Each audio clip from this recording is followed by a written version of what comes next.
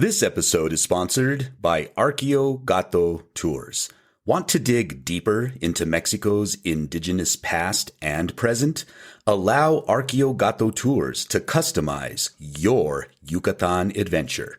Archaeologist works hand in hand with local indigenous guides to provide a tour that is entertaining, educational, and beneficial to the local community.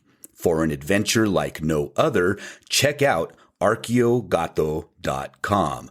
That's ARKEOGATO.com. Or just follow the link in the show notes. Now, on with the show. You must excuse me. I've grown quite weary.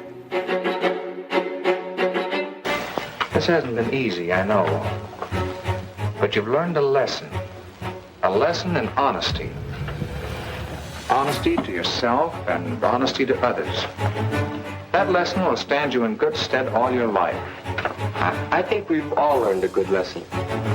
I've always heard that honesty is the best policy. Now I'm catching on to why that's so, and why that's so, and why that's so, and why that's so, and why that's so, and why that's so, and why that's so. Yali no Chime, and welcome to Tales from Atlantis, the show where we explore Mesoamerican pseudo-history, New Age nonsense, and other stories of adventure. We are your hosts, Kurly Tlapoyawa. And Ruben Arellano, also known as Tlakatekatl. A couple of years back, I came across a video online about the Chicano Moratorium March of August 29th, 1970. In case you've never heard of it, the march was a watershed moment in the Chicano movement, in which the Los Angeles police met a peaceful Chicano-led protest against the Vietnam War with extreme violence. The ensuing police riot claimed 3 lives, most notably that of journalist Ruben Salazar. It remains an important chapter in Chicano history. Yet the video claims that the Chicano Moratorium sparked a movement in defense of Latinx lives. It was 1970, it was the Vietnam War, and President Nixon had just intensified the war, even after he said he would end it. Thousands of American soldiers were returning home in caskets, and one community started to notice a pattern. Mexican Americans, who were just 10% of the population in southwestern states, were 20% of those killed in combat. This sparked a movement in defense of Latinx lives. Wait, what? I have to admit, this bizarre rewriting of Chicano history caught me by surprise. While it may be in vogue to adopt trendy terms like Latinx in an attempt to be more inclusive, this video in effect erases a part of history that many consider very important. And I am not alone in feeling this way. The participants in the Chicano Moratorium most certainly did not identify as Latinx, and no amount of historical revisionism is going to change that. After watching the video, I had many questions. Why did its producers feel entitled to effectively erase an identity that so many fought to gain respect for? Why did they feel the need to retroactively assign an identity to people who had never adopted it? But mainly, I wondered why the promoters of the term Latinx felt the need to cling to such a Eurocentric, anti-indigenous identity in the first place. The X in Latinx is an attempt to ungender the term Latino, yet it still pays deference to a Eurocentric ideology that actively denies the indigenous and African heritage of the people it claims to represent. If one is so serious about non-gendered terminology, why cling to a European language as the basis of one's identity? Why not simply adopt an indigenous term? Wouldn't this be more reflective of our cultural inheritance as Native people? Now, personally, I prefer to identify as Masewali, a term in the Nahuatl language that means indigenous person. Like many Mesoamerican languages, Nahuatl is a non-gendered language. And as an indigenous man who descends from the Nahuatl peoples of central Mexico, I think it is far more powerful and meaningful to my identity if I use a term in the language of my ancestors. Mexico is one of the most linguistically diverse nations on the planet, with 63 officially recognized indigenous languages still being spoken. Now, this is just officially recognized, right? Who knows how many more indigenous languages are still actively being spoken today? But this means that there are a multitude of authentic, culturally specific labels we can use to describe ourselves, which better reflect who we are. The very idea of a Latin America and Latin people comes from the French intellectual Michel Chevalier, who sought in the late 1800s to create an umbrella term that would unite colonial subjects under a generic Latin identity. In doing so, Chevalier hoped to assist Napoleon III in expanding the French Empire. Chevalier hoped that if he could convince Mexicans to adopt a Latin view of themselves, they would be more inclined to align themselves with French interests. In 1968, John Letty Phelan, in his paper Pan-Latinism, French Intervention in Mexico and the Genesis of the Idea of Latina America, explains Chevalier's intentions. In order to forestall such a dismal prospect, Chevalier had an emphatic answer. France must reassert in a vigorous fashion that hegemony over the Latin world which belonged to her since the time of Louis XIV. Chevalier exhorted, only she, meaning France, can prevent this whole family, meaning the Latin nations, from being engulfed in the double inundation of the Germans or the Anglo-Saxons and the Slavs. To France belongs the role of awakening the Latins from the lethargy in which they are now submerged in the two hemispheres, to raise them to the level of other nations and to put the Latins in a position where their influence can be felt in the rest of the world. So, if Mexicans embraced the ideals of Latinism or Latinidad, the French would now be their Latin brethren, as opposed to the Saxons who also had interests in Mexico. As historian Thomas Holloway notes, Napoleon III was particularly interested in using the concept to help justify his intrusion into Mexican politics that led to the imposition of Archduke Maximilian as Emperor of Mexico. Unfortunately, the idea found a home among Mexico's ruling elite. The notion that indigenous people would be improved by transforming them into Latinos was a central part of José Vasconcelos' idea of La Raza Cósmica, a racial fantasy that promoted whiteness as the door to the future for indigenous Mexicans. In her book, Seeing Indians, a study of race, nation, and power in El Salvador, author Virginia Q. Tilley breaks down the racism of Vasconcelos' La Raza Cósmica thusly. Vasconcelos' cosmic race concept had, however, little or nothing to do with Indians. Although citing the admixture of indigenous and black blood, he saw the true value of La Raza in its European, Spanish, and French, hence Latin cultural racial roots. In La Raza Cósmica, his tone about Indians was indeed dismissive. Those Indians not already Spanishized, Españolizados, had no other door to the future than the door of modern culture, nor any other future than the road already cleared by the Latino civilization. His goal was to eliminate Indianness by turning Indians into Latino mestizos through cultural change, rather than truly to obviate and eliminate anti-Indian bias. Indeed, he believed that marginalizing, even eliminating the indigenous peoples was essential to Latin America's international security and standing. So I think it's worth mentioning now that Vasconcelos was also a Nazi sympathizer. Oops. So fuck that dude. Now, knowing the origin of the term Latino, I cannot bring myself to embrace it. No matter how you slice it, terms like Latin, Latino, Latina, and Latinx represent a racist, colonialist mindset that actively erases people of indigenous and African origin. Why should we continue to promote a term that centers and privileges whiteness at the expense of brown and black people? And I am far from being the first person to point out the colonialist nature of Latinidad. Volumes have been written by indigenous and African descent intellectuals who see the term as a colonialist tool of erasure.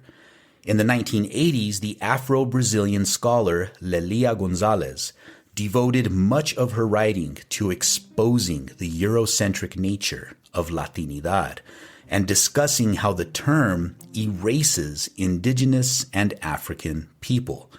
To counter Latinidad, she adopted for herself the term Amefricanidad in order to center her experiences as an African descendant living in the Americas. She noted, "When I speak of my own experience, I am talking about a long process of learning which occurred in my search for an identity as a black woman within a society which oppresses me and discriminates against me because I am black. But a question of an ethical and political nature arises immediately.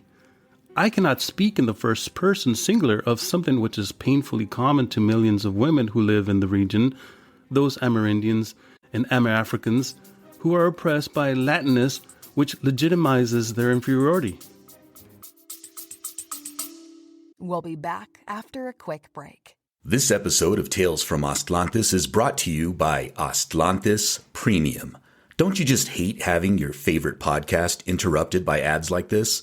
Well, dear listener, you're in luck, because starting at just $3 a month, you can support independent Chicano media and receive ad-free episodes, premium episodes, bonus content, and access to our Discord server. Just visit talesfromaztlantis.com and click Go Premium, or follow the link in the show notes. And now, on with the show.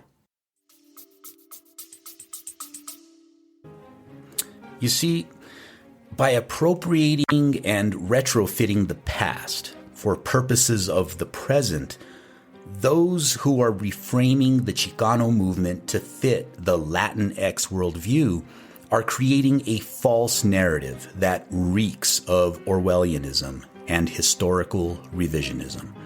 Well-intentioned or not, this is dangerous. Now, let me be clear. Gender inclusivity is absolutely important and deserves our full attention. But I don't think rewriting the identities of those who participated in historical events simply to appease current attitudes is the best way to do it. Some have begun to use the term Chicanx in order to ungender the term Chicano. And honestly, this term is far less problematic than Latinx ever will be, because Chicanx recognizes our roots as an indigenous people. After all, it's not the X that is the cause for concern. It's the Latin part that denies our cultural inheritance. I have noticed that, for some reason, the Latinx crowd, online at least, appears openly hostile to the term Chicanx, which begs the question, is their issue with gendered language, or do they simply hate Chicanas and Chicanos? So here's my tip to the Latinx folks.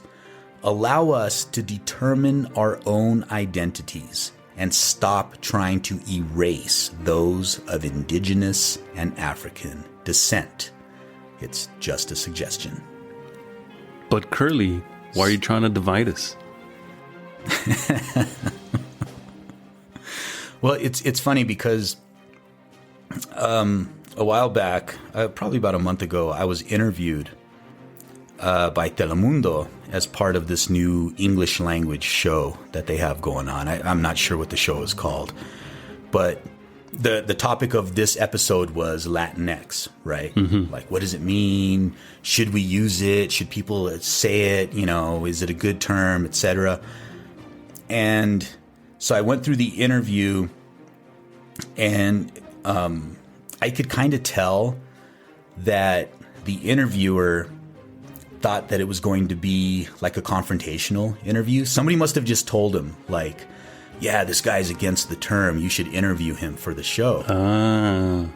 And so I could tell that my responses to his questions weren't adversarial or confrontational. I was just like, look, when people hear that I am against the term Latinx, they assume one of two things, right? It's either that I am upset that the integrity of the Spanish language is being threatened, which anybody who knows me knows I don't give a shit about the Spanish language. Or, you don't say, Kurly. Or they think that I'm like transphobic or against gender neutral language in general. And I'm like, neither of those things are true. Those are the only two paradigms that exist in these people's minds.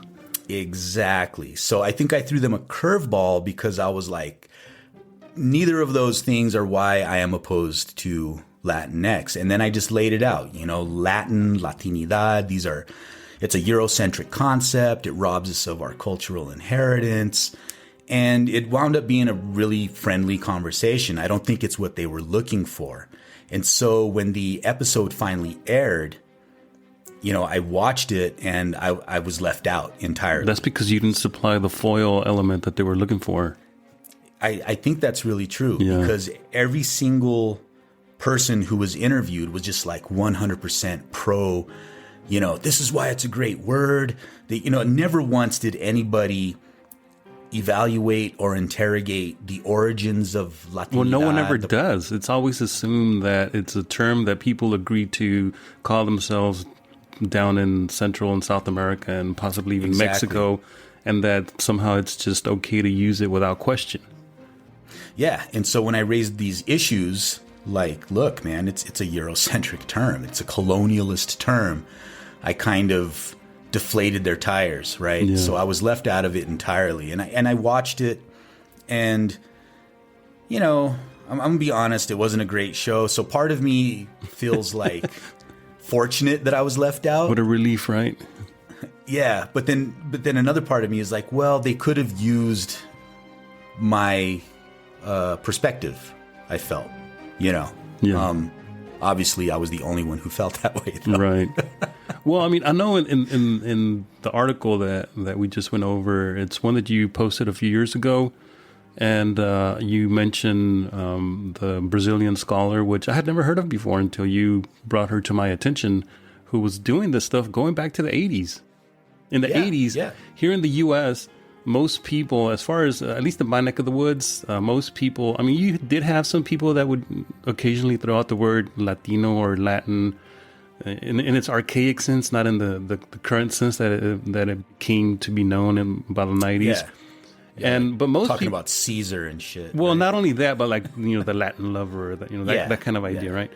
But most people, if they didn't call themselves by their either ethnic background or nationalist background, they call themselves Hispanic, right? You were either a Chicano, Mexicano, Guatemalteco, Salvadoreño, etc., or you went by the catch-all term Hispanic, which was something that you only saw really in applications that related to government documentation, or for school, or applications for work, that sort of stuff.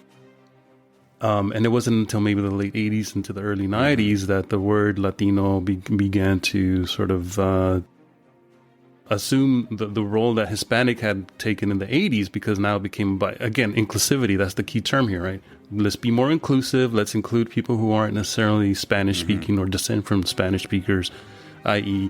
Brazilians and, by extension, Portuguese. And that's all great. Being inclusive is all great, but if it's at the expense of someone else's identity who never agreed to call themselves that specific term, then, respect that and don't lump them into your ideology. Exactly. Don't lump them into your terminology. In fact, Chicanismo was sort of a rejection of Hispanidad. It was a rejection of being lumped into these categories that didn't represent who we were as a people, right? And so... Yeah, it was staking out our own identity, carving out our own space. Exactly. And so the first time that, I had a sense of this growing up, because growing up, I didn't really call myself, most people that I knew, at least in my neck of the woods, didn't call themselves Hispanic unless they had to. Most people call themselves Mexicanos. Even the word Chicano, by the time I was growing up, you knew people who called themselves Chicanos who were older generation folks, but we just called ourselves Mexicanos. And so it wasn't until I began to become part of, the Red Road, Mexicayot, and I met people like you, that I began to understand what that thing was that I felt uncomfortable with the term Hispanic all my life. I never knew how to express it until I read an article that you had written that was published originally in the Fort Worth Star-Telegram. Remember that back in, was it 1999 or something? Can you tell us a little bit about that, about how you came to express those words and that idea?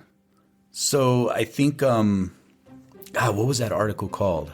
Do Hispanics know who they are? I think so. I think that's what it was. What it was called. Yeah, exactly. And I just go into look, these words like Hispanic and Latino rob us of our indigenous heritage, and they're very Eurocentric, and we need to assert our identities as indigenous people because this is far more meaningful to us. And what's cool about that article was it wound up getting picked up by the AP and then translated into Spanish and run in Mexican newspapers. Wow. See, I didn't know that. Yeah. So it got play all over the place. And it was one of my earliest attempts at writing an op-ed piece, right?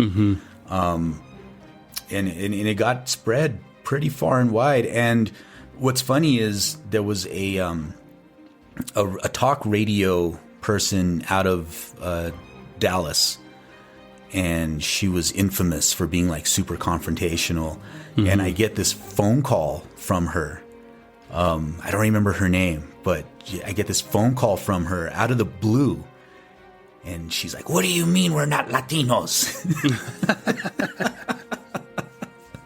And so I explained my position to her, and she's like, "Well, I want you on my show. We need to talk about this on the air." I think I know who you're talking about. I asked a few people about her, and they warned me not to do it. They were like, "Well, what she likes to do is shut off your mic and then just talk over you." Yeah. And I decided that it was probably for the best if I didn't go on. Okay. But that was it's just funny because just the hatred in her voice, right? Calling me "What do you mean?" And what gets me is people, when that article first came out, I had, a lot of the same questions that are asked to me today were asked about that first piece that I wrote back in 2000.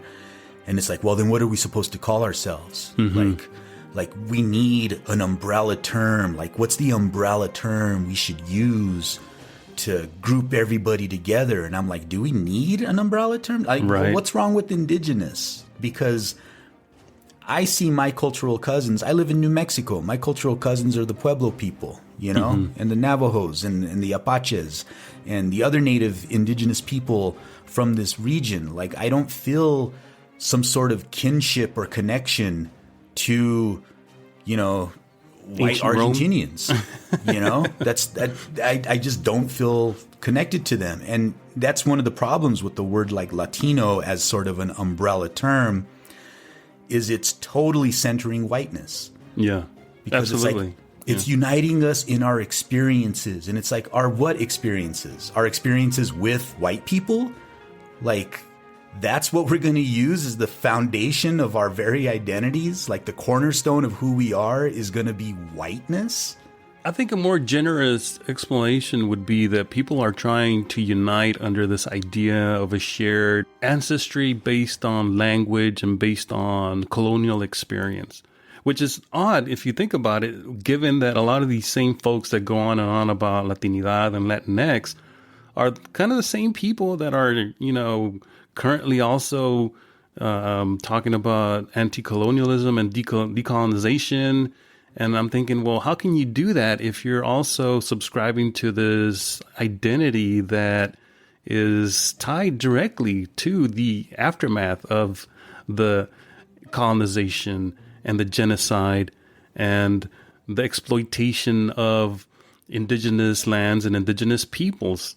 You can't have it both. You can't both be out of one side of your mouth talking about decolonization and anti-colonialism, and then out the other side, you are going on and on about unification through Latinx. It's either, if you're going to talk about decolonization and how that is directly tied to who you are as a person, as an individual, and how much that means to you, then perhaps maybe you need to, and if you must have an umbrella term, perhaps maybe adopt an indigenous identity and perhaps begin to identify as Native American or Indigenous American. I mean, if you must, going back to what you were saying about this person that asks, or these people that ask you all the time or used to ask you, what do we call ourselves if not Latino or Latina? Well, how about Indigenous American? Just like you have African American, Anglo American, Indigenous American. I mean, we're indigenous people. Our ancestry is not just only tied to Europe. Sure, you can continue to identify as a Latino or a Hispanic if you're of an older generation, but does that fully represent who you are? Does calling yourself an indigenous person not have any value in that mestizo identity of yours? And it just happens that people like me and you, we reject the Latino, Latina, and now the Latinx identity, not because of some phobia or some bigotry against people who call themselves that, but because we don't subscribe to a Eurocentric view of ourselves. We have an indigenous view of ourselves. And I think that's something that's missing in this conversation when people, they look at us and they wonder why it is that we don't get with the program, right? Yeah.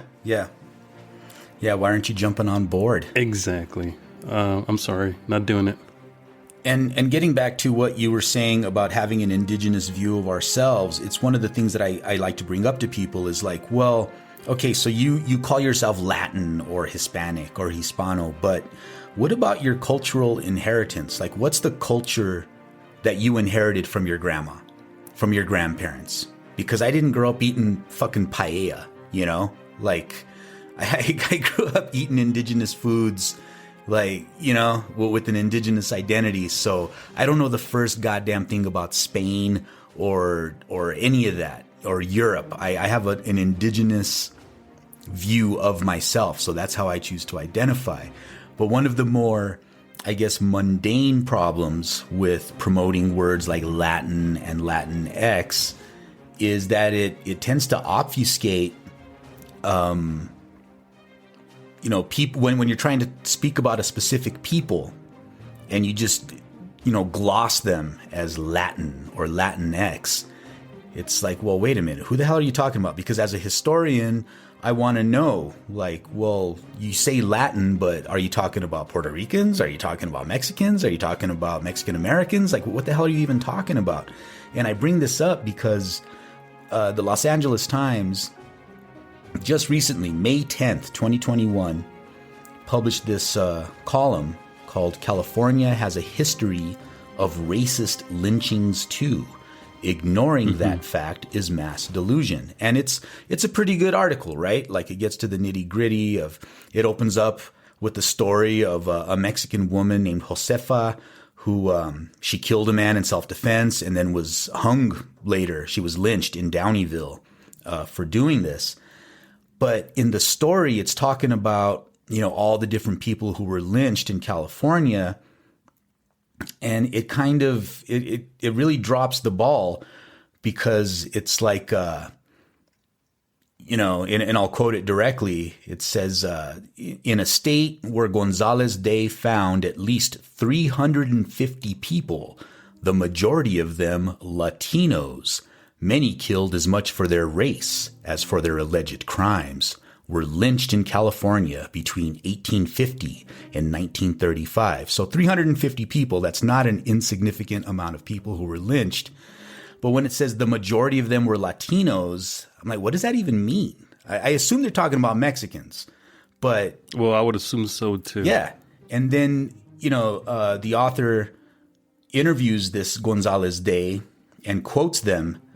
And Gonzalez Day says, this fragmenting of Latinx bodies and history doesn't resonate with some communities. I'm like, well, what communities are you talking about, bro? Like, what's the context for that quote? Why were they asked that question? It says Gonzalez Day has approached local governments across California for over a decade to volunteer his services in case any ever want to erect a monument to tell the stories of the lynched. None has taken up his offer.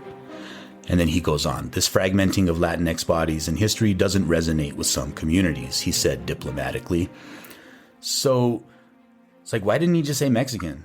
Like, I don't understand. This is a history that actually happened, but you're using like these vague, bizarre generalizations to describe a very specific event. And I think the impact of this story gets lost when you just use these nonsensical, Eurocentric fucking umbrella terms to describe Mexicans. Yeah, I think it would be fair to say that maybe not all people who were lynched who were non-Anglo, who happened to have a Spanish last name perhaps, were necessarily ethnically Mexican.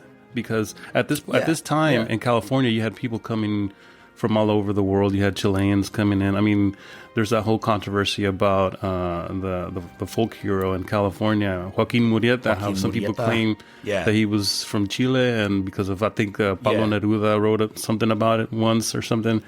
And then you have Mexicans saying, nah, he was from Sonora, I believe. I think that's what the claim is. I forget.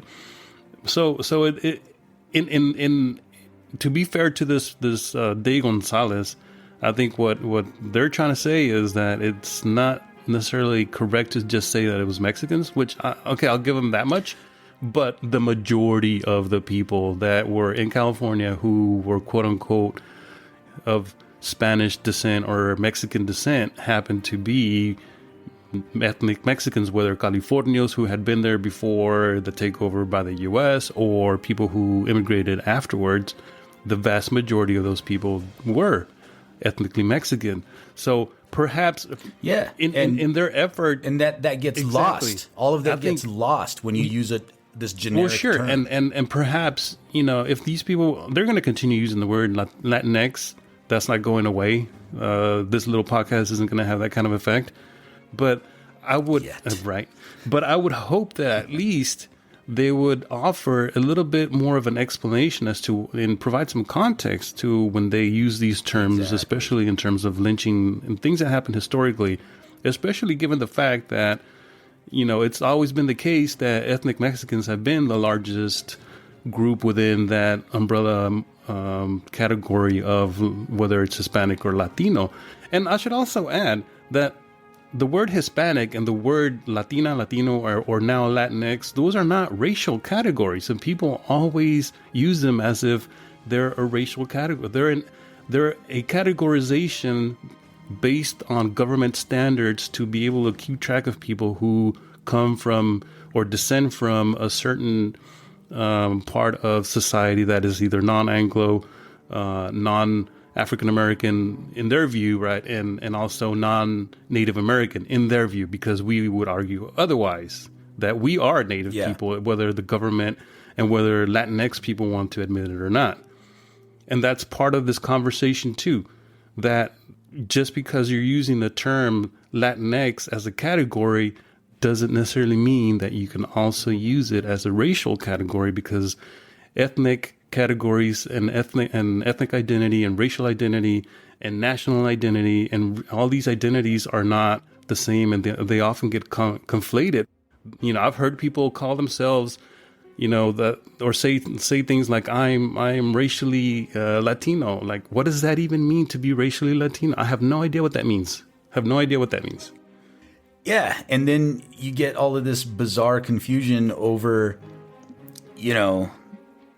you could get a native Nahuatl speaker from central Mexico living in Los Angeles, together with a native Mixteco speaker, together with an Afro-Cuban, together with a white Argentinian, but they're all lumped in under this generic term. And then it's like, well, what's the thing that unites them? Oh, it's whiteness. So it's their relationship to whiteness that's used as the barometer of determining what this identity is going to be. And like you said, all these people are talking about, oh, we're anti-colonial, we're down with decolonization, but they cling desperately to these colonialist labels because I don't think they really want to surrender that relationship to whiteness. It's something that they need to deal with.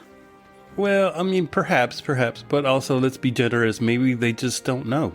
Maybe they just don't know the difference. They've never been taught that what they're doing, that these identities that they're using are actually not favorable to people who are indigenous or who are, as the lady from Brazil calls herself, Americans, right? People who are of African descent, but were born in... Is she trying to say with that term that it's like indigenous and African? Africans? Is that what it refers to? I think she means it as an African descent person who lives in the Americas. Okay. All right. That's how that she's using it. Yeah, I'll give you that point. Maybe it's just because they don't know, right? It's I forget what it's called, Hanlon's razor. Don't attribute to malice that which can be explained by ignorance. So that's a good one. That's a good point. You know, maybe they just don't know. Maybe they've never heard the other side of the coin. Now, the problem becomes an issue when these people, even after you've explained it to them, are insistent that you should continue to use this term that they are partial to because of some political agenda that is supposed to be, you know, a positive gain for the group as a whole. And you have those people as well that will tell you to your face, yes, I understand what you're saying, but like, no, there's no but. There's no but after that. But it makes them feel good, man. It's like we've said. It makes them feel good. But you know what I like to say? The truth. It's like medicine. It doesn't always taste good, but it's always good for you. Órale. Timoitase.